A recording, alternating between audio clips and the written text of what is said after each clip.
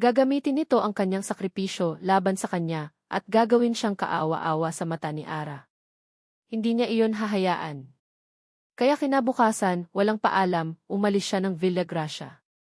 Naglakad siya papunta sa bayan at sumakay ng bus. Ang puso ay mabigat sa bawat kilometrong nilalakbay palayo sa mansyon, palayo kay Ara.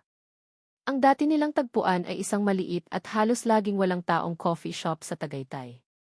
Dito sila madalas magpunta noon kapag gusto nilang takasan ang gulo ng Maynila. Ngayon, ang lugar ay parang isang mausoleum ng kanilang mga patay na pangarap. Naabutan niya si Victoria na nakaupo sa isang mesa sa sulok, nakatingin sa lawa ng Taal. Kasing ganda pa rin ito ng dati. Kasing perpekto. Ngunit ngayon, ang gandang iyon ay may bahid ng panganib sa paningin ni Art. Dumating ka, sabi nito, hindi man lang lumilingon.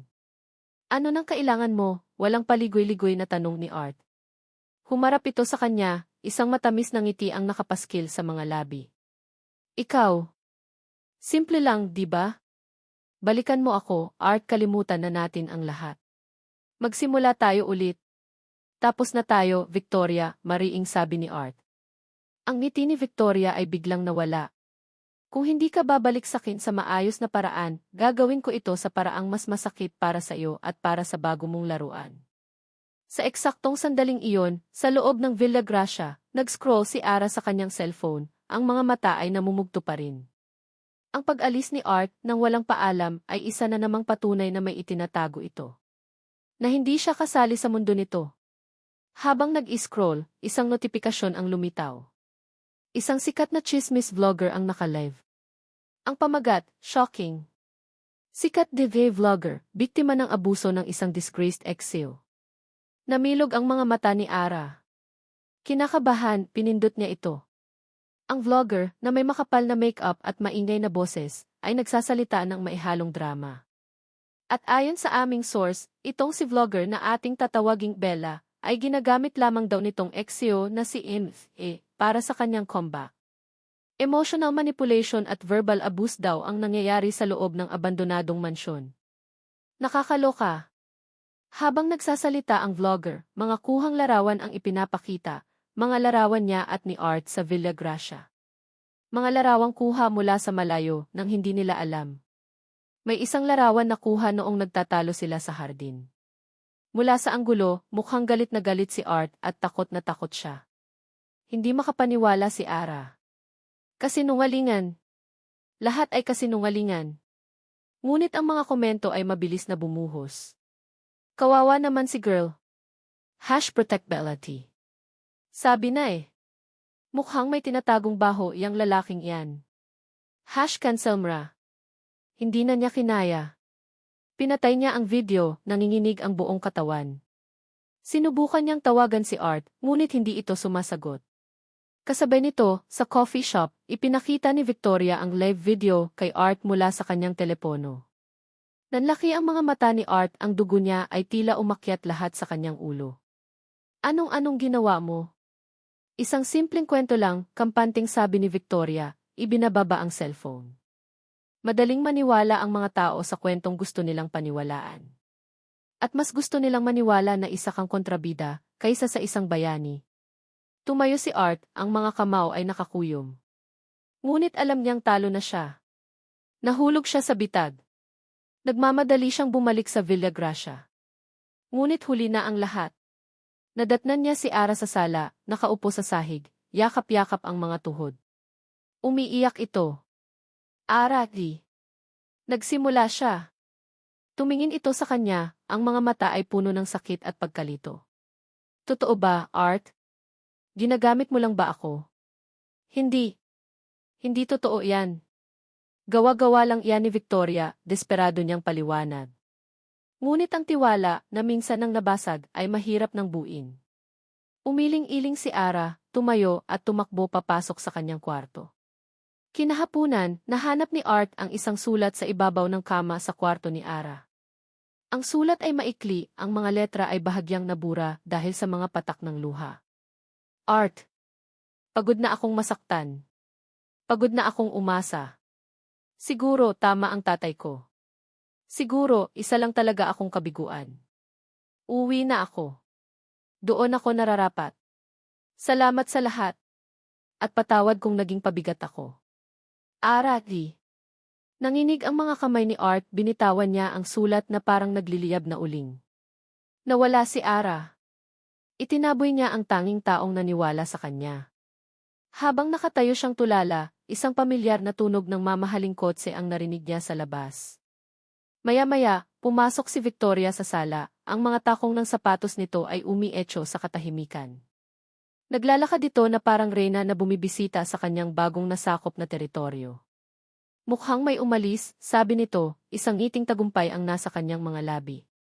May inilapag itong isang folder sa lamesa.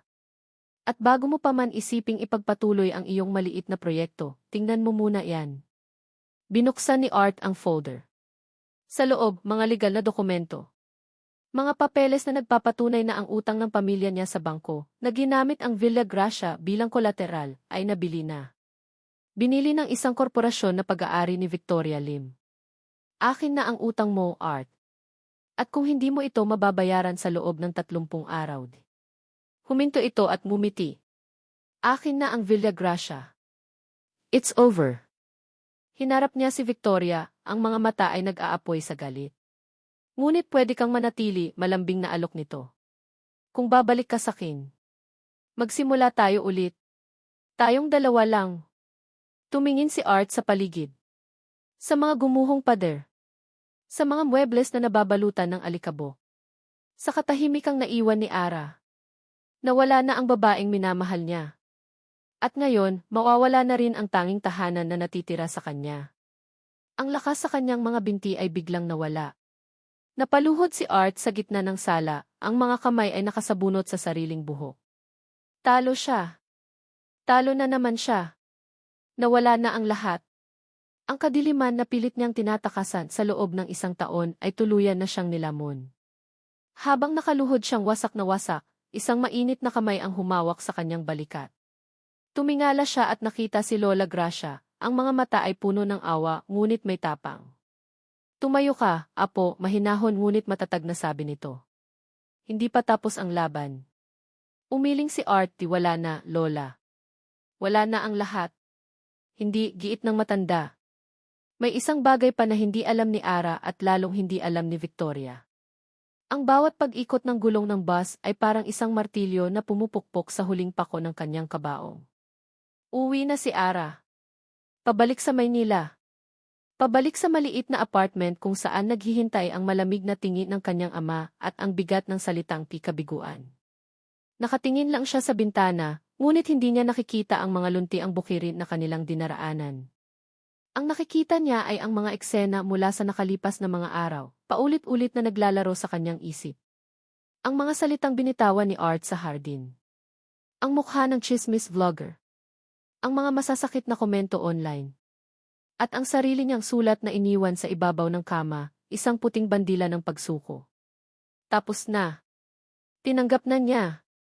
Siguro, may mga taong tulad niya na hindi talaga para sa masasayang wakas. Biglang nag-vibrate ang kanyang cellphone sa loob ng kanyang bulsa. Isang unknown number. Ang unang instinct niya ay huwag pansinin. Marahil isa itong reporter na nakuha ang numero niya. O isang basher na gustong dagdagan ang kanyang pagdurusa. Ngunit sa hindi malamang dahilan, isang bahagi niya ang nag-udyok na sagutin ito. Hello, mahina niyang sagot. Ara, iha. Si Lola Gracia ito. Ang boses ng matanda ay mahinahon ngunit may bigat. Para itong isang baso ng mainit na tubig sa kanyang nanlalamig na kaluluwa. Lola, nasaan ka na? Tanong ng matanda. Nasa bus na po. Pabalik na ng Maynila, sagot ni Ara, sinusubukang pigilan ang panginginig ng kanyang boses. Isang sandali ng katahimikan. Kailangan tayong magkita, iha, sabi ni Lola Gracia. May isang bus stop dyan sa sto. Thomas. Bumaba ka. Maghihintay ako sa coffee shop sa tapat. Kailangan mong malaman ang lahat.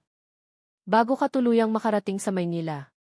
May kung anong otoridad sa boses ni Lola Gracia na hindi kayang tanggihan ni Ara. Kahit ayaw na niyang umasa, kahit pagod na siyang masaktan, isang maliit na kislap ng pag-uusisa ang pumitik sa kanyang puso. Sige po, sabi niya. Bumaba si Ara sa bus stop. Ang pamilyar na init ng araw ay tila mas nakakapaso ngayon. Sa di kalayuan, sa isang maliit na coffee shop, nakita niya si Lola Gracia na nakaupo sa isang mesa sa labas, kalmadong naghihintay.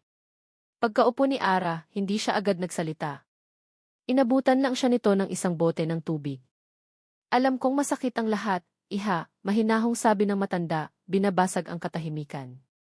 Bakit niyo pa po ako pinahinto? Tanong ni Ara, ang boses ay puno ng pagod. Para sabihing kasalanan ko ang lahat. Para sabihing umuwi na talaga ako. Umiling si Lola Gracia, at ang mga mata nito ay puno ng isang bagay na hindi pa nakikita ni Ara dati, awa at pagsisisi. Hindi. Pinahinto kita para sabihin sa'yo ang katotohanang dapat ay matagal nang sinabi sa'yo ni Arthur. Huminga ng malalim ang matanda. Ang galit na nakikita mo kay Art, ang pait sa kanyang mga mata, hindi iyan dahil sa mundo. Dahil iyan sa isang tao. Dahil iyan kay Victoria. Dahil po iniwan siya matapos siyang malugi, pait na sabi ni Ara. Hindi lang yon, iha, pagtatama ni Lola Gracia, ang tingin ay seryoso. Hindi nalugi si Art, sinadya niyang malugi. Sinalo niya ang kasalanan ni Victoria. Natigilan si Ara. Ano po? Si Victoria, sa kagustuhan niyang yumaman ng mabilis, ay ginamit ang pera ng kumpanya para sa mga mapanganib na stock investments. Nalugi siya. Malaki. Isang halaga na hindi lang magpapabagsak sa Style Zone, kundi magpapakulong sa kanya, paliwanag ng matanda, bawat salita ay may bigat.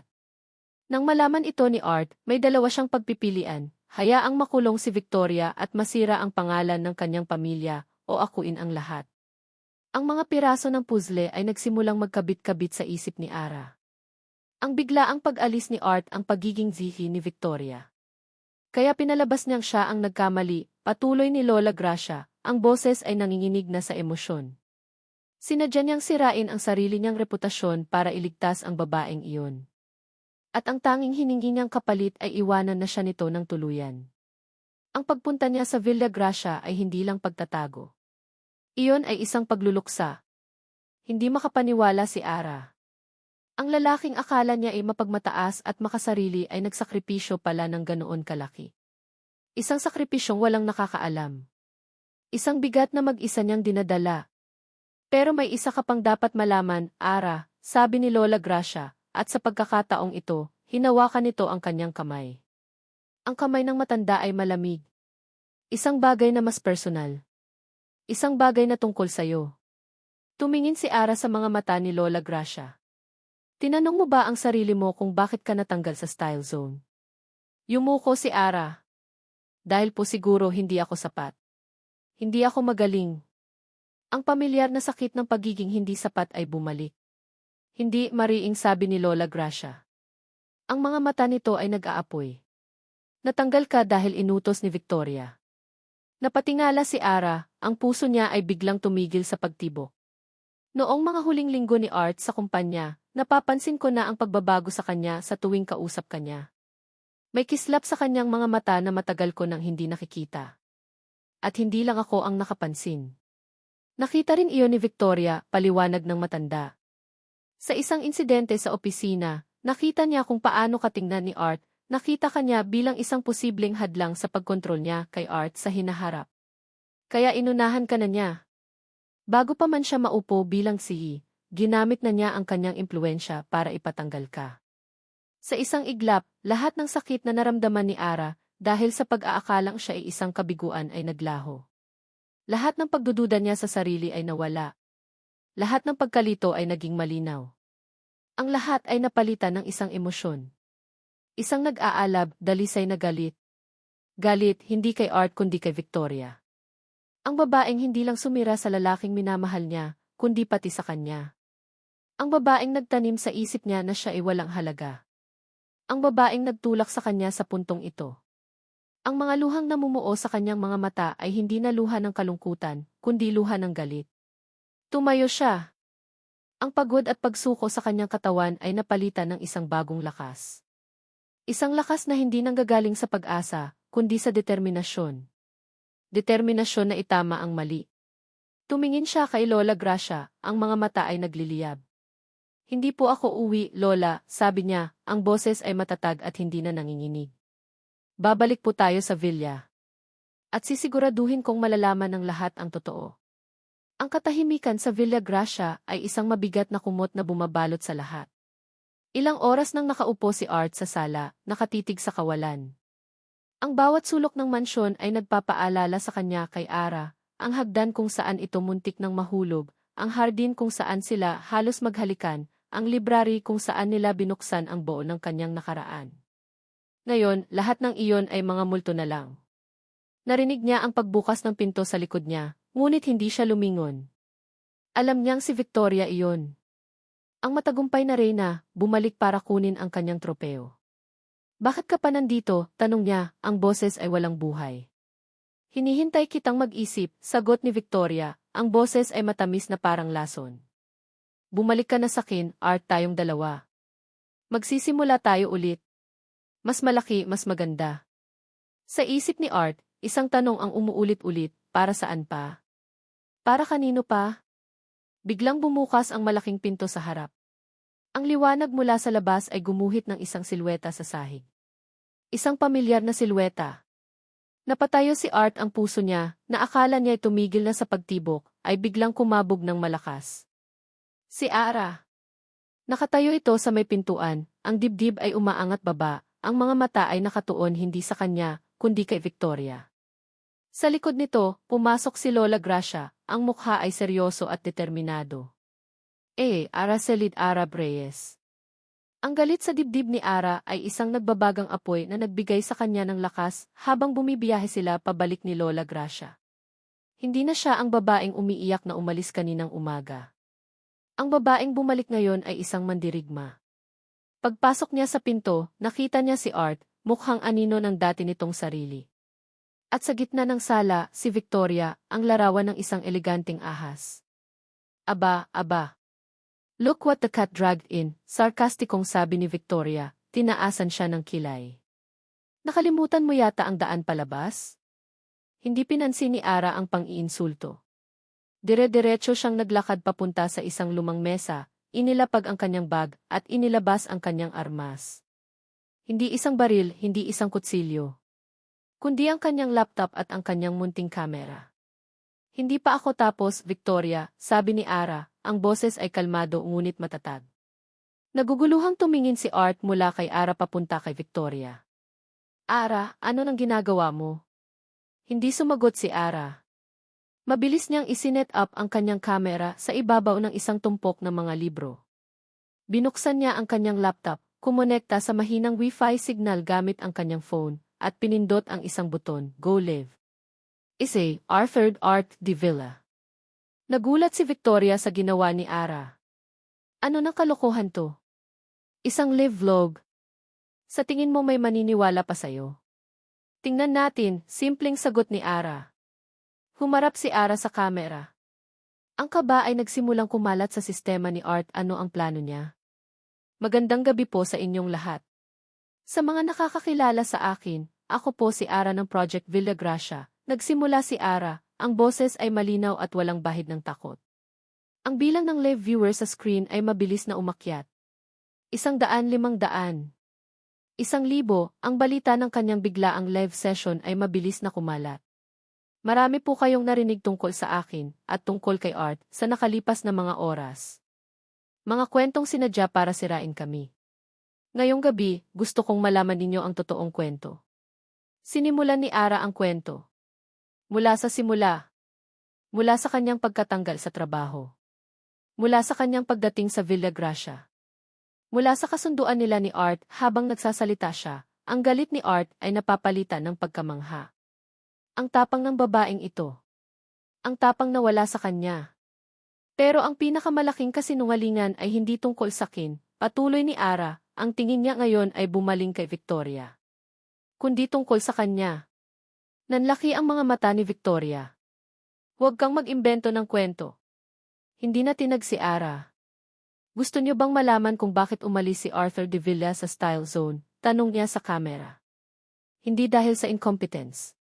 Umalis siya dahil isinakripisyo niya ang lahat para iligtas ang kumpanya at ang babaeng ito si Victoria Lim. Isinalaysay ni Ara ang lahat ng sinabi sa kanya ni Lola Gracia. Ang financial scandal. Ang pagsalo ni Art sa kasalanan. Ang paggamit ni Victoria sa sakripisyong iyon para agawin ang posisyon ng si.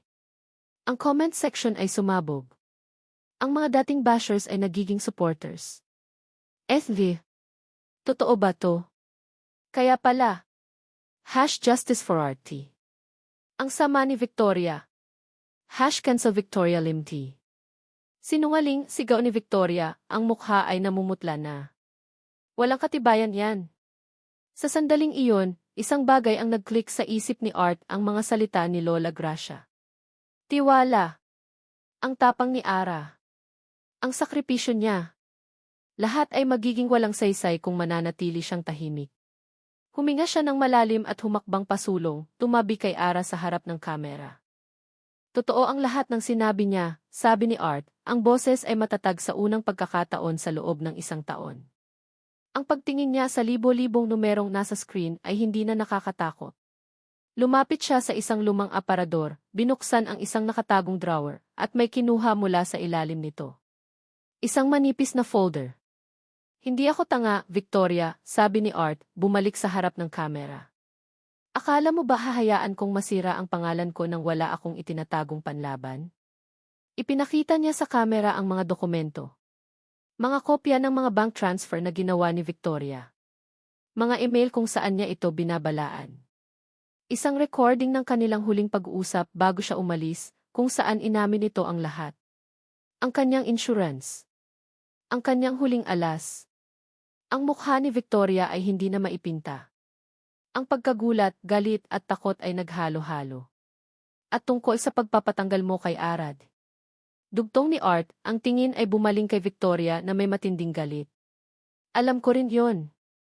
Iyon ang huling pako sa kabaong. Biglang tumunog ang cellphone ni Victoria. Isang marangyang ringtone na tila isang sigaw sa katahimikan. Tiningnan niya ito. Ang pangalan sa screen, Daddy. Nanginginig niyang sinagot ito. Daddy. Isang malakas at galit na boses ng lalaki ang narinig mula sa speakerphone. Victoria. Anong kahihiyan, T? Umuwi dire dito, ngayon iya. Sinisira di Vance pangalan ng pamilya. Click.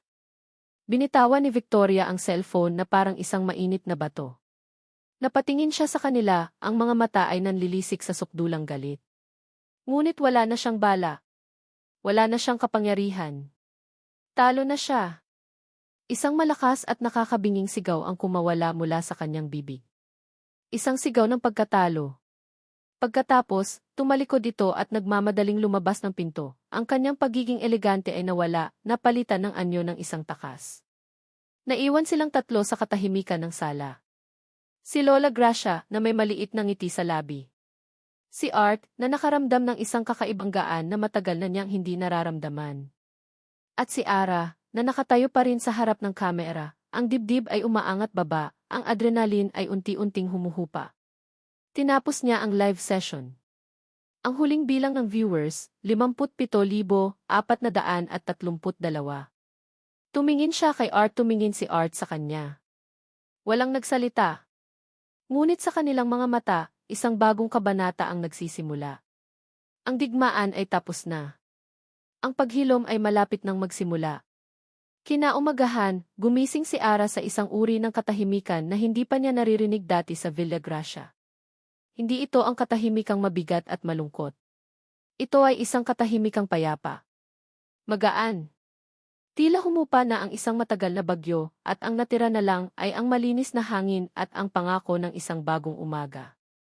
Pagbaba niya, naabutan niya si Lola Gracia sa kusina, humuhuni habang nagtitimpla ng kape.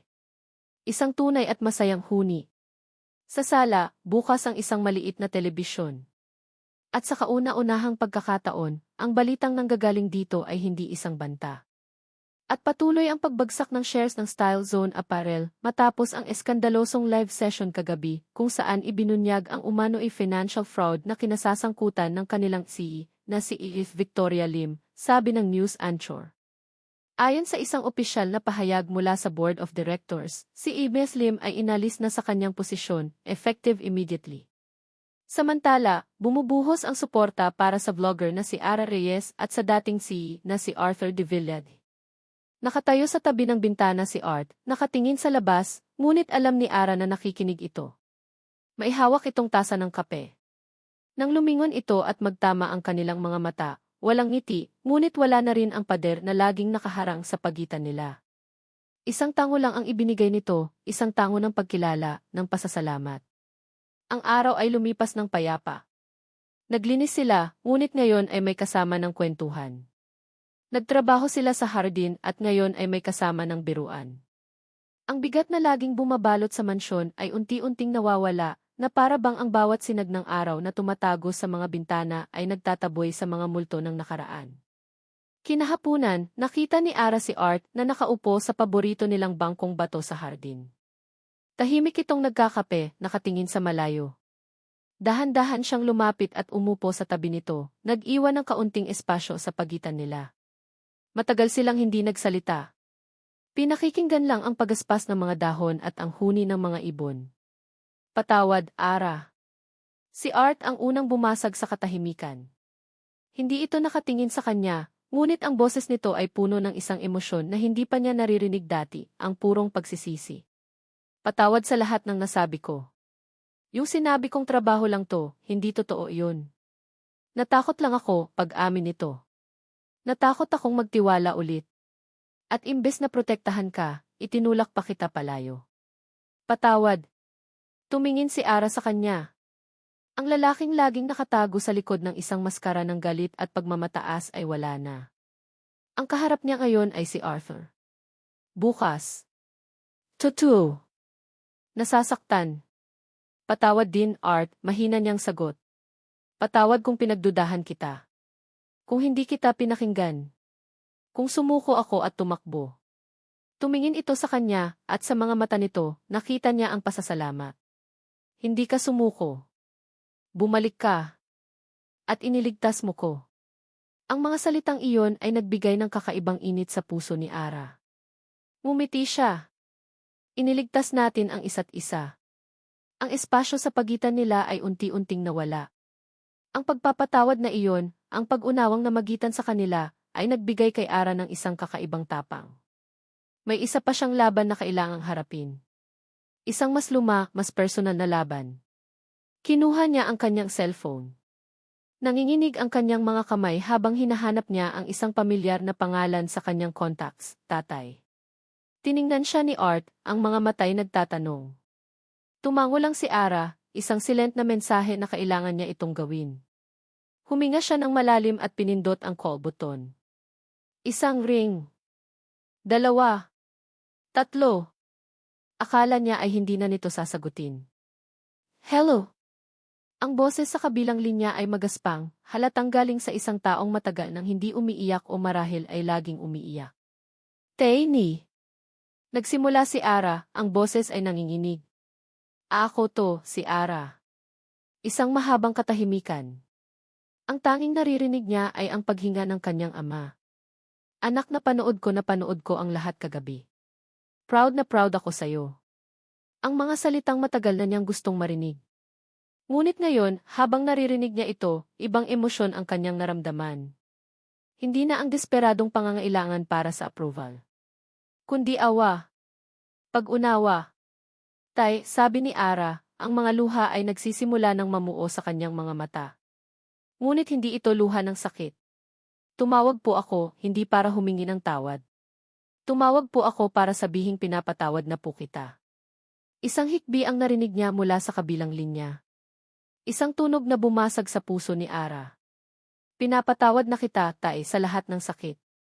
Sa lahat ng masasakit na salita. Naiintindihan ko na po, patuloy niya, ang sarili niyang mga luha ay dumadaloy na. At sana mapatawad niyo na rin po ang sarili niyo. Masaya po ako dito, tay. Totoong masaya. Isang malakas na hagulgol ang narinig niya. At sa gitna ng paghagulgol na iyon, isang salita lang ang naibigkas nito. Anak, patawad. Nang matapos ang tawag, ibinaba ni Ara ang cellphone at napahinga ng malalim. Isang hininga na tila naglabas ng lahat ng bigat na dinala niya mula pagkabata. Isang pader sa loob niya ang tuluyang gumuho. Malaya na siya. Hindi niya namalayan na lumuluha pa rin siya hanggang sa naramdaman niya ang isang magaspang na hinlalaki na dahan-dahang nagpupuna sa mga ito. Nakatayo si Art sa kanyang harapan, ang mga mata ay puno ng paghanga at isang emosyon na mas malalim pa roon. "You are the strongest person I know," bulong nito. At sa sandaling iyon, sa liwanag ng papalubog na araw sa hardin ng Villa Gracia, nawala na ang lahat ng pag-aalinlangan. Nawala na ang takot. Hinawakan ni Art ang kanyang mukha, ang mga palad nito ay mainit. Dahan-dahan, marahan, inilapit nito ang kanyang mukha. At hinalikan siya.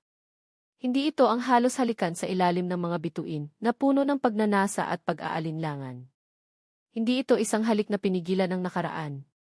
Ito ay isang halik na totoo. Puno ng pagpapatawad. Puno ng paggalang. Puno ng pangako. Isang halik na nagsasabing, nandito na ako. Isang halik na nagsasara sa kabanata ng sakit. Isang wakas. At isang simula. Ang tunog na gumigising kay Ara ngayon ay hindi na isang malakas na katok o isang alarm clock na nakakairita. Ito ay ang malamyos na huni ng mga ibon sa labas ng kanyang bintana na sinasabayan ng amoy ng bagong timplang kape mula sa ibaba. Ngumiti siya at bumangon. Tumingin siya sa labas ng bintana. Ang dating gubat ng talahib ay isa ng malawak at lunti ang hardin na puno ng mga bulaklak. Ang mga rosas ng ina ni Art na magkasama nilang itinanim ay namumukadkad ngayon sa iba't ibang kulay. Ang tuyong fountain ay muling umaagos at ang anghel na putol ang pakpak ay buo na, isang simbolo ng kanilang paghilom. Ang Villa Gracia ay hindi na isang guho. Ito ay isa ng matagumpay at kilalang bed ampersand breakfast and artist's retreat. Ang mga dating maalikabok na kwarto ay puno na ngayon ng mga bisitang pintor, manunulat at mga pamilyang naghahanap ng kapayapaan. Bumaba si Ara at naabutan ang eksenang nagpapangiti sa kanya araw-araw. Si Lola Gracia, na masiglang nakikipagkwentuhan sa mga bisita habang naghahain ng almusal. At si Art. Si Art, ang dating masungit na ermitanyo, ay isa ng magaling at mumingiting host. Suot ang isang simpleng polo shirt at maong, abala ito sa pag-aasikaso sa mga bisita.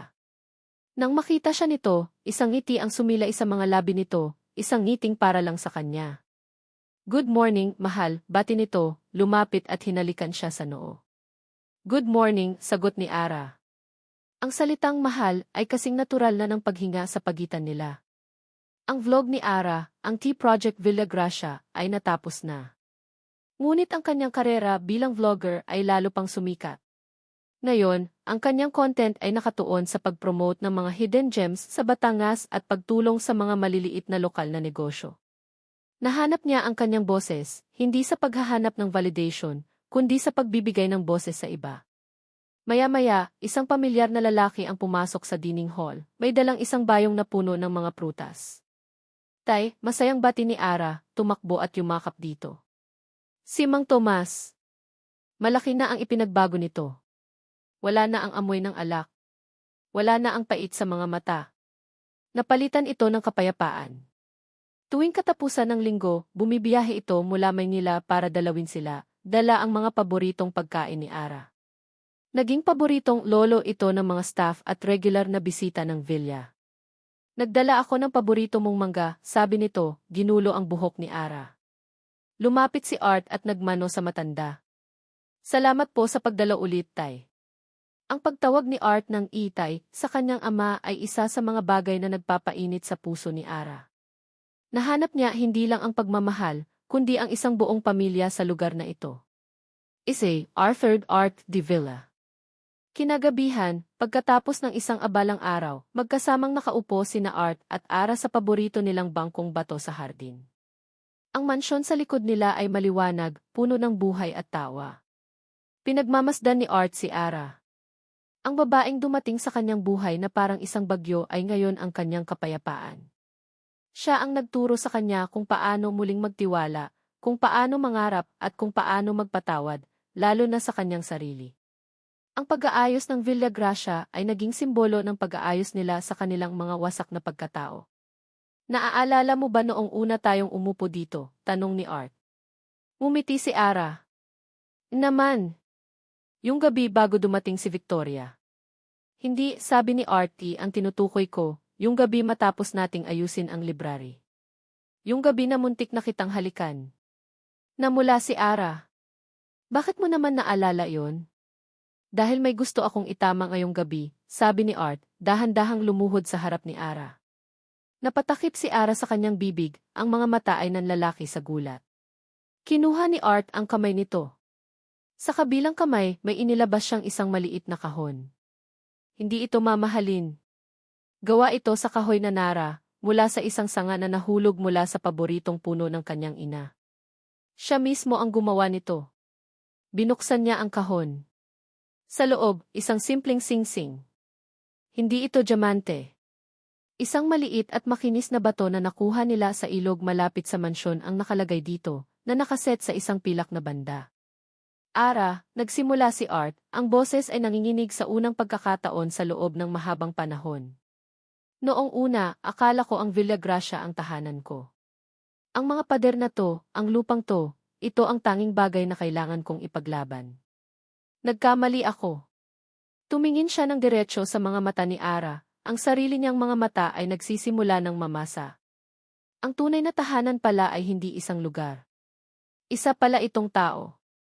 Isang taong nagbibigay sa iyo ng kapayapaan. Isang taong nagbibigay sa iyo ng lakas para harapin ang nakaraan at yakapin ang hinaharap. Isang taong nagpapatunay na ang mga pangalawang pagkakataon ay totoo. Huminga siya ng malalim. Ikaw pala ang tahanan ko, Ara. Ikaw ang Villa Gracia ng buhay ko. At gusto kong maging tahanan mo habang buhay. Arabella Reyes, will you marry me? Ang mga luha ng kaligayahan ay malayang dumaloy sa mga pisngi ni Ara. Hindi siya makapagsalita. Paulit-ulit lang siyang tumatango, ang puso niya ay umaapaw sa pag-ibig. Isinuot ni Art ang singsing sa kanyang daliri. Sakto. Perpekto. Tumayo si Art at hinalikan siya.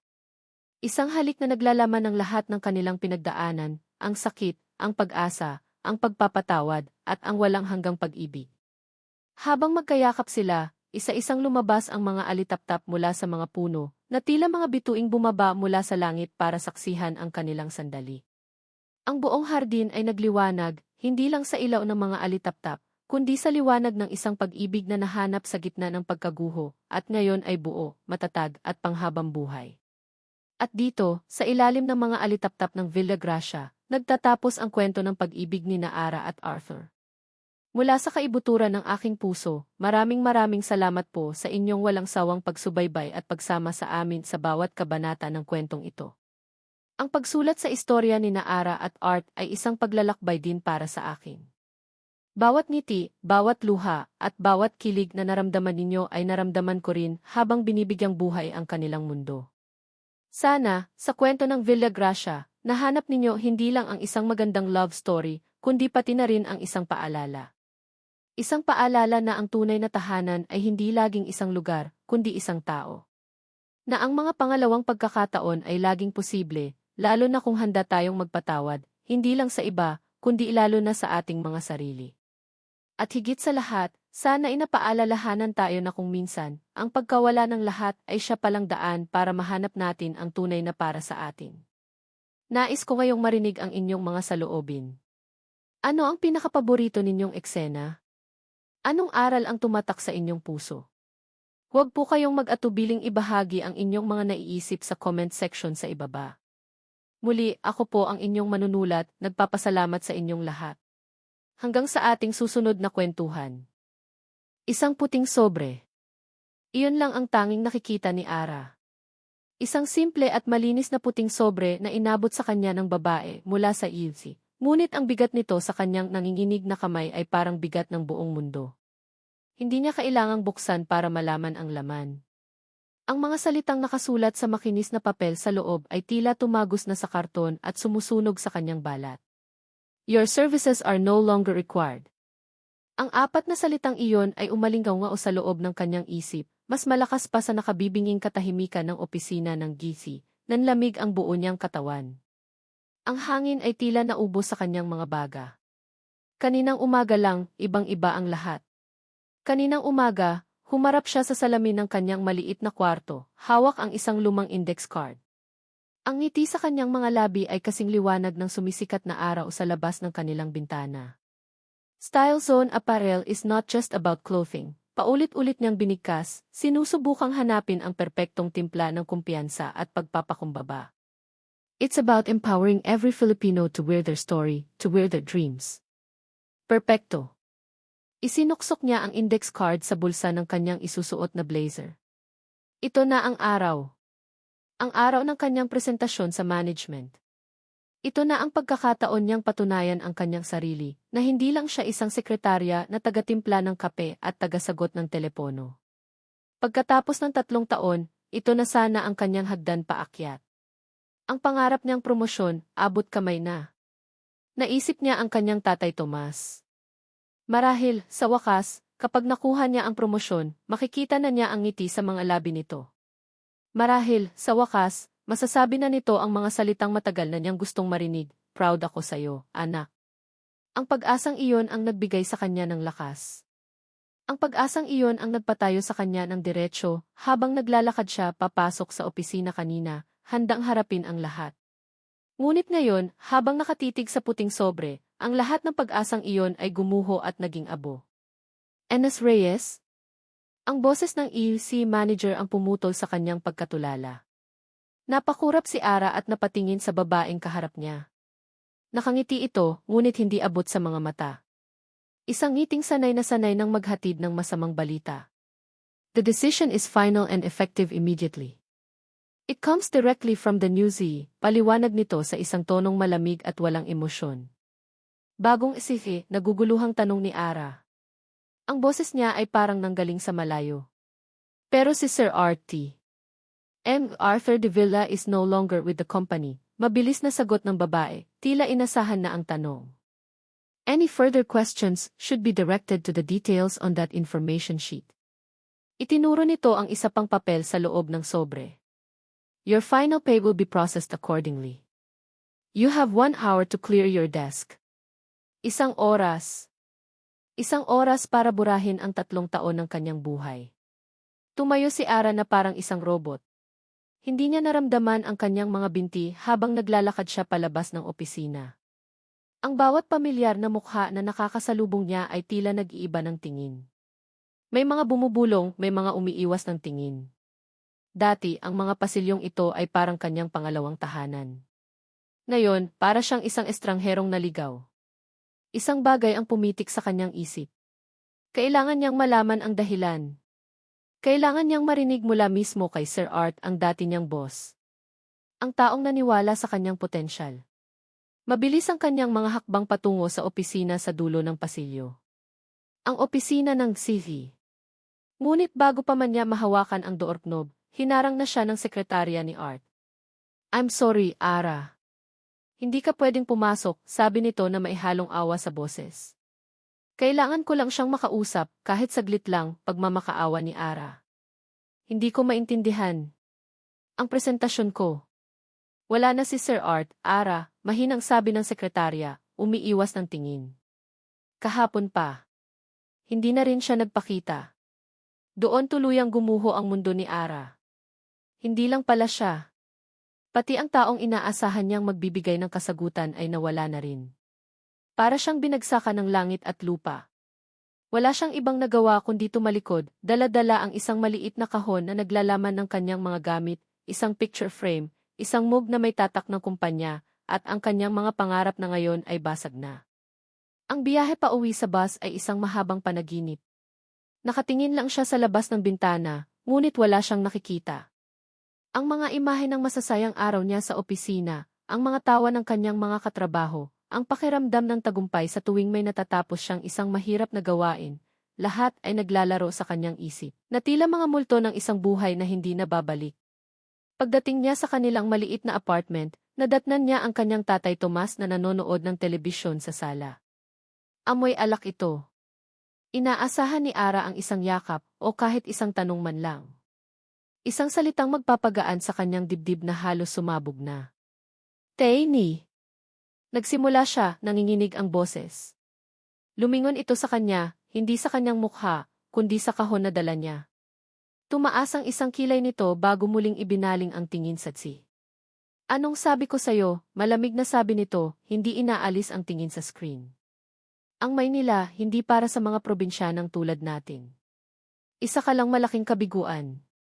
Bawat salita ay parang isang punyal na bumaon ng malalim sa puso ni Ara. Mas masakit pa kaysa sa sulat ng katapusan. Mas masakit pa sa pagkawala ng kanyang trabaho. Ang taong inaasahan niyang magiging kanlungan niya ang siya pang nagtulak sa kanya sa bangin. Hindi na niya napigilan ang mga luha. Tumakbo siya papasok sa kanyang kwarto at ibinagsak ang sarili sa kama. Doon, sa dilim ng kanyang silid, humagulgol siya ng humagulgol. Ang pakiramdam ng pagiging walang silbi, ng pagiging isang kabiguan, ay lumamon sa kanyang buong pagkatao. Nang maubos na ang kanyang mga luha, kinuha niya ang kanyang laptop, umaasang may makikitang makalilibang sa kanya kahit sandali. Habang nag-scroll, isang article mula sa isang travel blog ang